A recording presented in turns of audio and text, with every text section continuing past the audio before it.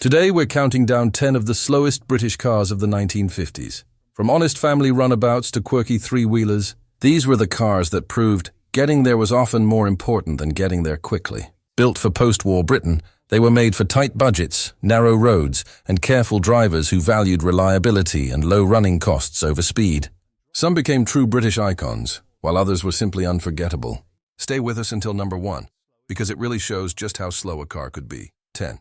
Morris Minor. The Morris Minor is a much-loved classic today. But back in the early 1950s, it was never meant to be a fast car. Its little 908cc side-valve engine needed more than 50 seconds to reach 60 miles per hour in period road tests. But speed was never its purpose. Designed by Alec Isigonis, the Minor offered light steering, clever use of space, and handling that felt far more modern than many rivals. With its split windscreen, simple dashboard, and friendly looks, it quickly won over British families. Slow it certainly was, but it also became one of Britain's best-loved cars. Austin A30. The Austin A30 arrived in 1952 as Austin's answer to the Morris Minor. Under the bonnet was the new 803cc, a series engine, an engine that would later power some of Britain's most famous small cars. In its early form, though performance was very gentle, it reached around 62 miles per hour, while 0 to 50 took roughly 29 seconds. Inside, everything was neat and practical, with a narrow cabin, simple controls, and trafficator indicators that gave it plenty of period charm. It was never exciting, but it was affordable, economical, and perfect for everyday family life.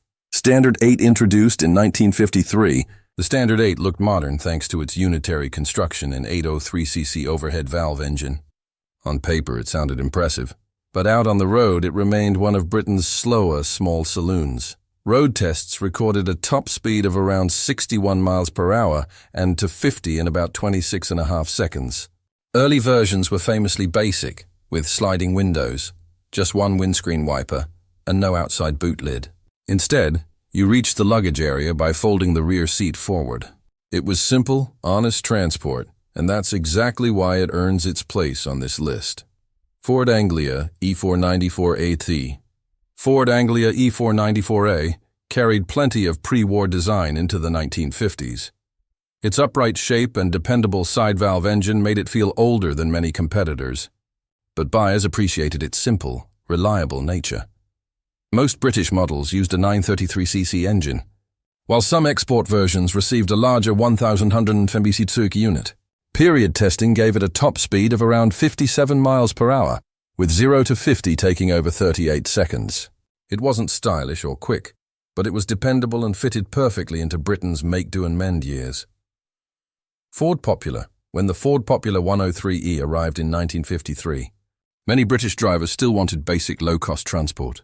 Ford answered with familiar mechanical parts, including the trusted 1170cc side-valve engine and a simple 3-speed gearbox.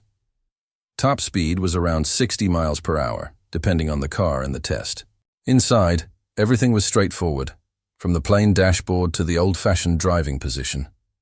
It wasn't modern, but it was affordable, easy to repair, and exactly what many families needed. Hillman Husky, Mark III.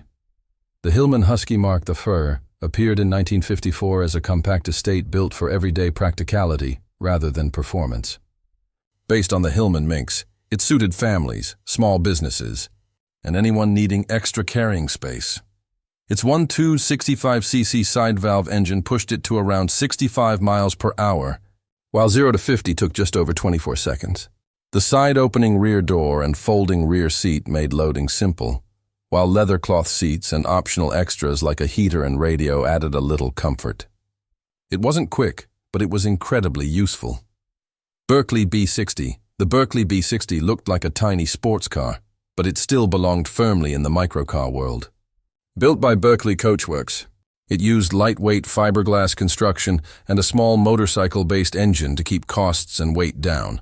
A similar 328cc Berkeley tested in 1957 managed just over 62 miles per hour, with 0 to 50 taking around 30 seconds. Those figures weren't exactly thrilling, but the low driving position, sporty styling, and fun character made it feel much more exciting than the numbers suggested. It may have been slow, but it always put a smile on people's faces. Jowett Bradford. Utility. The Jowett Bradford Utility was designed with hard work in mind, and it looked every bit the working vehicle. Built in Yorkshire, it used a 1005cc side-valve flat twin engine connected to a 3-speed gearbox. Later improvements lifted top speed to just over 53 miles per hour, while one 1952 road test recorded 0 to 50 in nearly 48 seconds. That was extremely slow even then, but the Bradford was tough, reliable, and available as both a utility vehicle and a van. It wasn't built to impress anyone.